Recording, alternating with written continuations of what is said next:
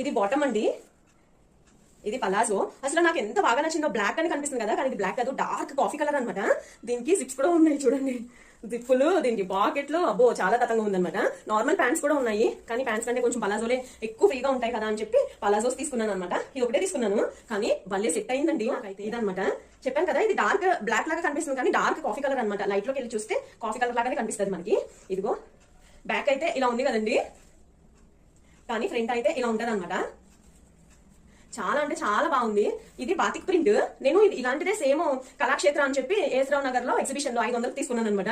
ఇప్పుడు ఇది 650 చెప్పారు, నా సైజు 500 అడిగాను, ఇచ్చారు. అదేంటి అని అంటే స్లీవ్స్ ఇక్కడ వరకే ఉంటాయి అనమాట.